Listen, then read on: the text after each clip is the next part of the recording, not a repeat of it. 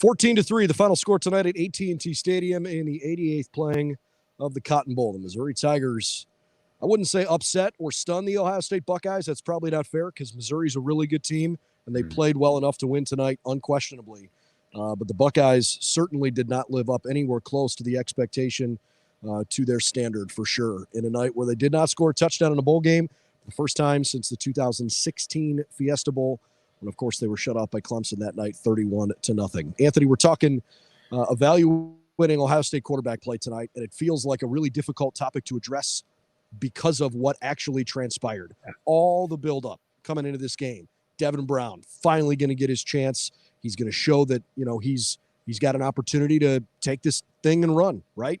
All the discussion around, hey, should we go to the portal? I mean, think about the fan conversations and what this has looked like.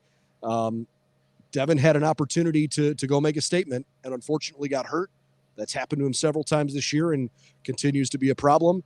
And so you have an offensive line that didn't play well at all with a freshman quarterback who had very little reps this year, and things crumbled pretty quickly. Yeah, your heart breaks for Devin Brown.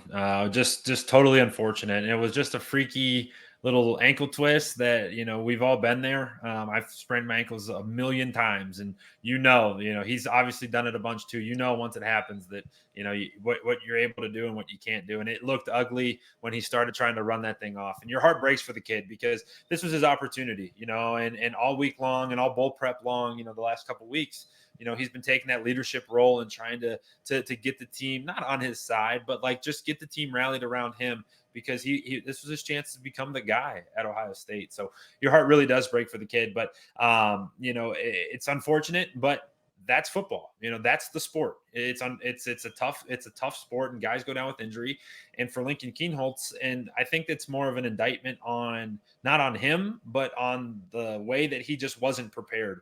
We've seen it in the years past. You think back to the easiest one is thinking back to Cardale Jones, where he's a third string guy, and it's not apples to apples, right? It's truly not. Lincoln Kienholz is a true freshman who this was his, 8th month on campus, right? But still just looked totally unprepared. And I don't know where the disconnect was and why that there's some things being said that, they were only planning on playing Devin Brown. And I think I disagree with that wholeheartedly. You got to at least get 2 guys prepared.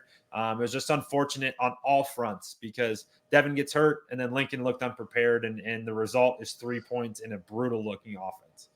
Well, and even at that, I mean, Ryan Day was asked in his press conference postgame, just point blank, was Tristan Gebbia available tonight? Ryan said yes. And then the follow-up was, okay, if he was available, what was the decision then that went into putting, Lincoln on the field instead of Tristan? Neither of whom have played all year, but at least Tristan is he's the oldest kid on the roster. I think he's got 6 years of college experience or whatever it is. My age. He literally, he literally came here because he told the coaching staff, look, I'm here to learn. I want to be a coach. So why not let a kid like that go in? And I think that's a totally fair question. And I thought Ryan Day gave a straight answer when he said, well, the consideration for that was made, but in terms of, Tristan's skill set versus Lincoln's skill set and the way the game plan was built, you can't put a game plan together and then have a quarterback get hurt and have to switch your entire, offensive script. It's not like you just throw out one game sheet and say, okay, now we're going to call all of these plays. Like you essentially saw a quarterback most of the year in Kyle McCord that was playing a little bit more pro style. And then you've got a Devin Brown quarterback team that is not a pro style offense built around the zone run, RPOs, his mobility, his athleticism. Lincoln's game looks a lot more like Devin's game than Tristan's does. And so that's why they decided to go with Lincoln Kienholz. And I think Ryan essentially said, without using these words, he almost said this is a wash. I don't think he's going to hold it against Lincoln that he didn't play very well. He wasn't prepped to play this game. There wasn't a plan for him to play. I think that's maybe a little irresponsible. He should be prepared to play. But he wasn't. And by the same token, Devin never really got a fair shake. So for all those saying, forget it, we're screwed, we got to go to the portal, pump the brakes on that a little bit, because I don't think Devin Brown really got the look that he deserved tonight either. You've got a really good quarterback coming in Aaron Noland. And by the way, the guys, if there was somebody in the portal the Buckeyes just absolutely loved, and it was the right fit, they would have already gotten him.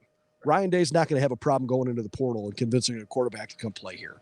So look at it objectively. If there's a quarterback that hasn't come here, it's because the Buckeyes didn't want him here for whatever reason.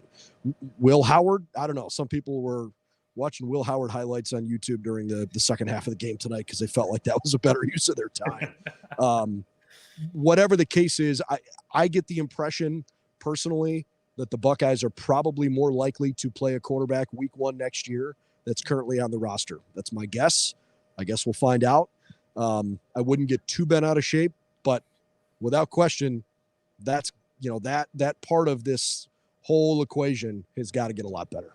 It stinks on 2 fronts. The first, on the Devin Brown front, like, this was his chance. I know I said it earlier, but this was his chance to just get something out there.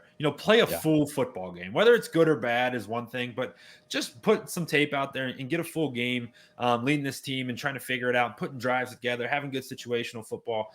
He didn't get that opportunity to do so. So that's a wash, and that stinks too, because now his next evaluation's coming in fall camp, in spring and fall camp, which that's tough because that's all simulated environments. And then on Lincoln's side, he even said it. He was asked in the press conference, like, what's your experience? And it was fun to watch him because he's so green, and like it was his first press conference. It was just funny. Like, yep, exactly. Jack Sawyer's, his questions were answered very smoothly, very whatever. And Lincoln was just kind of struggling, but he's just so green. He's a young kid, but it's frustrating because he even said, like, this is my foundation. And the part that I'm upset about is that he just looked like there was no plan for him. And I think, in my opinion, that falls back on the coaches. Like, how do you throw this young man out there his first time? And now he's believing, like, this is my foundation. He's going to watch the tape and look at it and believe that what he sees on that film is him. And I disagree with it. He can throw the ball. He can stand in there. He can do these things. But what's on tape for him is not a good game. So I think on both fronts, it just was unfortunate and not what you were looking for coming out of this game. Lincoln went 6 of 17 for 86 yards, no touchdowns, no picks. Devin Brown, 4 of 6 for 20 yards. Again, no touchdowns, no interceptions. Only other passing attempt from an Ohio State player tonight came on that trick play from Emeka Egbuka that ultimately was an incompletion. So 10 of 24 for 106 yards through the air tonight for Ohio State as a team. Just flat out not good enough tonight. Again, I don't think we should sound the alarm bells here. I know a lot of people want to. I think it's very reactionary to do that. It's pretty clear that the Buckeyes need to address better quarterback play going into next year because of the way this season has fallen apart. Because whether you liked Kyle McCord or not, the guy who played quarterback for you all year is, again, not on your roster. So it's the second straight season you're going to have a competition going into camp. You got to figure out what to do. And again, I'll reiterate, my personal opinion is that next year's quarterback, I think, will be on the roster, whether it's Aaron Noland or Lincoln or Devin. I don't think that they're going to go some direction in the portal. Just my personal opinion, but I guess we're going to find out here soon. 14-3, the final score. Not a great night for the Bucks. They closed the season 11-2 with a loss in the Cotton Bowl. For more, you can head over to BuckeyesNow.com.